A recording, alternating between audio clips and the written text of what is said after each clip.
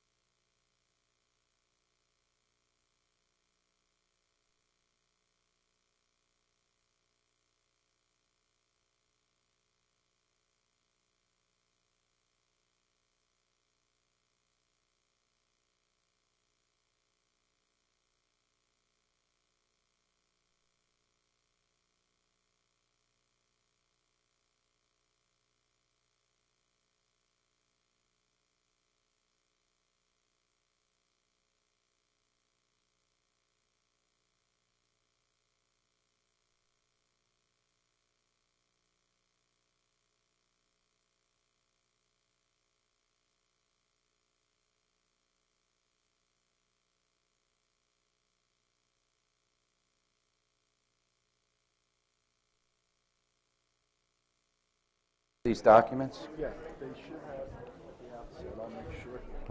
Is that the right one? No. Can I use yours? Oh, wait, I'm sorry. No, it's still not the right one. Okay. Well, welcome back. Welcome back. All right, then. It's a lot better. Jeez. You guys having fun yet? Are you having fun? I mean, no, I mean, yes. Yeah. You're almost there. You're almost there. We've gone through, a lot of work. And as anybody who was involved in the discussion last night over your work products can tell you, there's a lot to show for it. By estimates, and these are just my guesses, I think they're probably low, we've compiled thinking that combines more than probably 100 flip charts. There's probably over 100 pages in Word documents from all of your notes. And, that's just from your work products from your group that we saw that came back to Sheila's team. So there's a lot of concerted effort that's gone on.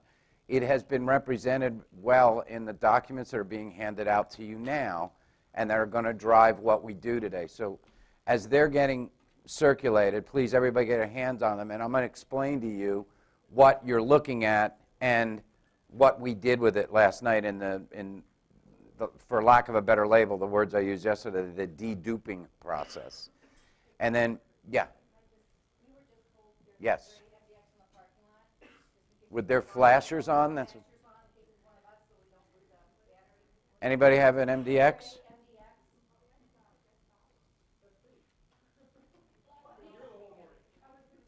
Well, your flashers are on. Your flashers are on. Great, MDX with your flashers on. That's quite all right. I'd been told to do that, and I forgot. So, so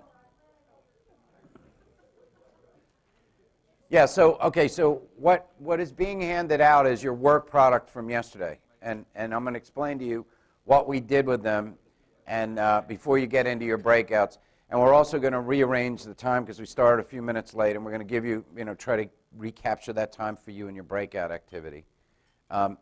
As you go through today's activity, it occurs to me that we need to remind each other that everything we do, because now we're getting a little bit more granular and coming down to these strategic direction statements.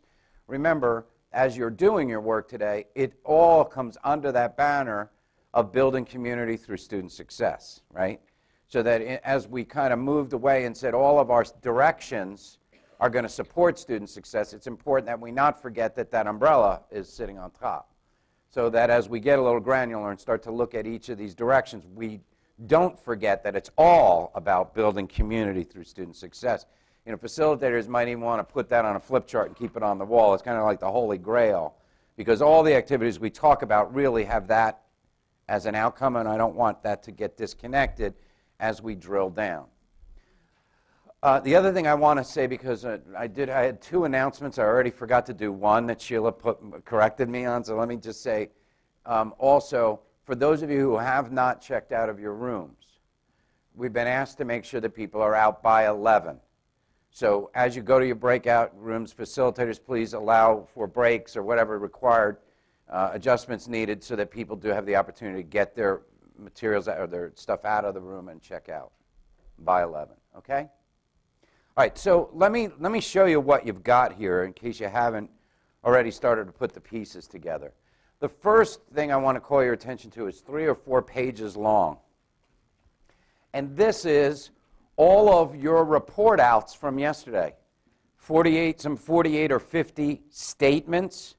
Some of them still complex statements or sentences, so there may be multiples of that, but at least 48 or 50 statements that what I told you we had to do was dedupe that so that we got to something that we could manage. Remembering our outcomes for today have to be 4 to 6 strategic directions. So in deduping, and I need to tell you, if you ever wanted to first have evidence of the kinds of work that has happened here, remember I told you there's probably over hundreds of pages of this stuff. Just look, just scan this thing and look at the kinds of ideas that came out of that one brief report out yesterday. It's pretty impressive. However, if you ever wanted to have evidence of why a committee of 40 don't write a plan, take a look at this thing too. I mean, because there are an infinite number of ways to write things that said pretty much, not all, but sometimes the same thing. So in the interest of transparency and so that you understand how we did what we did, I would like to just painstakingly walk you through our process so that you understand exactly how we got from this document to this document, which is the 6 or 8 or so statements that we're saying represent everything here. So bear with me a minute as I walk you through, and then I'll explain to you how we're going to give you a chance in your groups to gut check our work on top of this explanation. So if you were to look at this document, look at this document, the one-pager, and look at the first statement. It says Group A.